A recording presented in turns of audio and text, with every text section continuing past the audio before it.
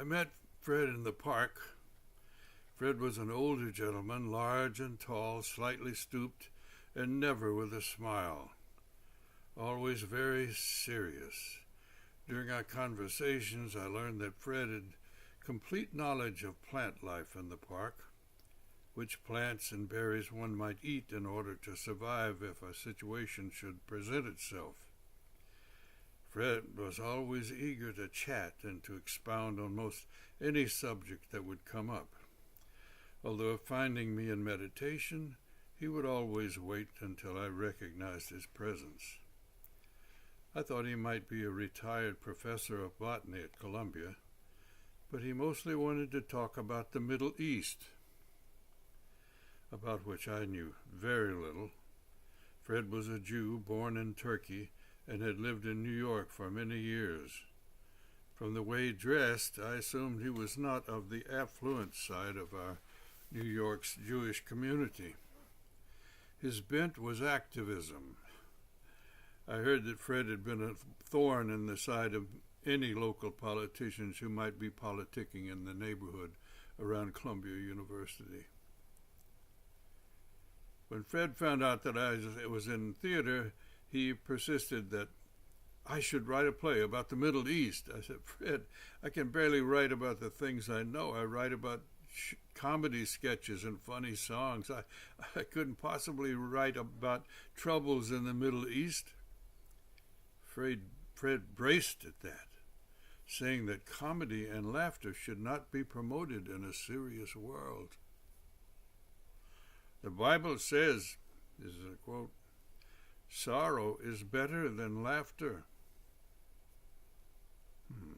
Trying to change the subject, I asked Fred what he did before he was retired. I would never have guessed. Fred had been a civil engineer. But he said he hadn't retired, he'd been fired, dismissed, given the axe. Fred had worked at the Twin Towers in Lower Manhattan while under construction.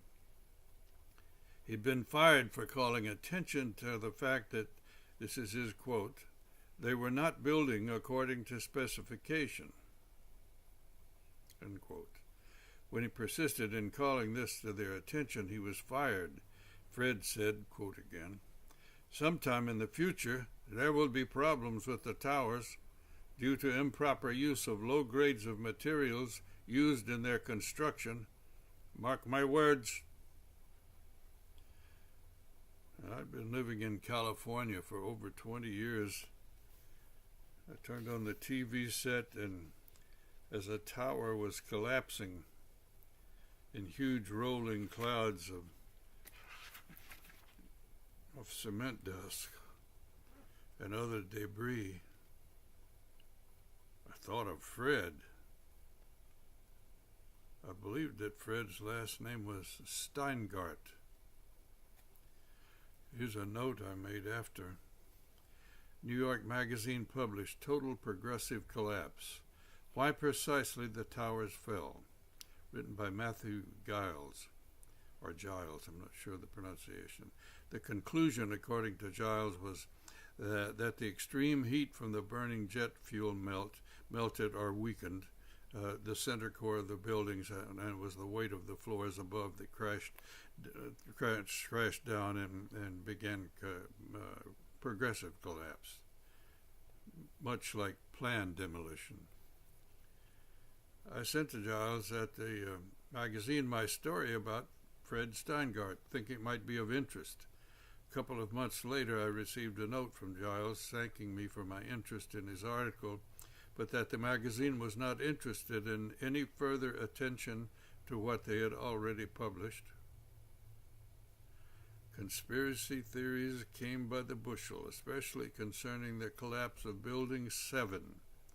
Building 7 was not one of the Twin Towers. Fishy, yeah, fishy. The whole thing stinks. Dare I say, reeks of insiderish, fishy.